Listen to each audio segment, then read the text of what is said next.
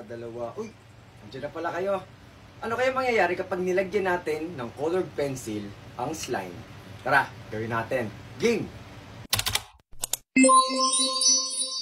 Tara, tingnan natin kung ano yung itsura ng colored pencil slime.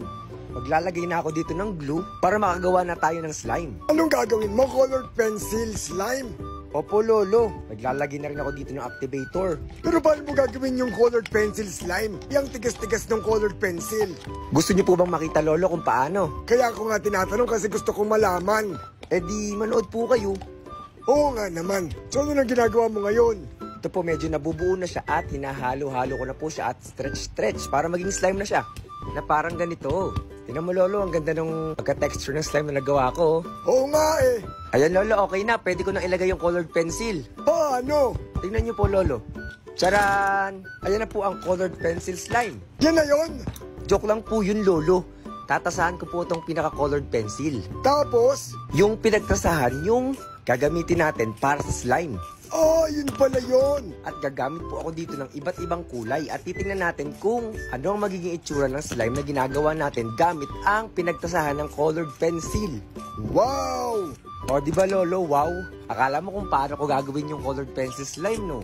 Siyempre, gagawa natin ng paraan. Gusto ko kasi gumawa, Lolo, ng mga slime gamit lang yung mga nakikita natin sa paligid. At titingnan natin kung ano magiging itsura. Sila kaya, ano kaya yung gusto nilang makita na gawin kong slime? Eh di mag-comment na lang sila para malaman natin. Tama po kayo dyan, Lolo. At ngayon ay ilalagay ko na itong pinagtasahan ng colored pencil dito sa slime na nagawa ko. At syempre, halo-halo at stretch-stretch para maghalo sila. At para malaman natin kung ano yung magiging resulta. Sige, halu-haluin mo na para makita ko na rin. Ito na po, Lolo, hinahalo-halo ko na po. At kinukuha ko muna yung mga nakadikit dito sa board para talagang simot na simot yung slime. At ngayon ay ready na tong stretch-stretch na parang ganito. At ito na mo, Lolo. Parang nag-iiba nga yung kulay niya. Oo nga po, Lolo, nag-iiba na yung kulay niya. Pero maganda pa rin yung naging texture kahit nilagyan natin ng pinagtasahan ng colored pencil. At ngayon naman ay dadagdagan ko pa to ng konti pa. Tingnan natin kung ano pa yung mas magiging itsura niya. Colored pencil na blue yung nilagay ko dito at ito naman ay orange. At syempre, ihahalo-halo ulit natin sila na parang ganito. Yan, ang ganda!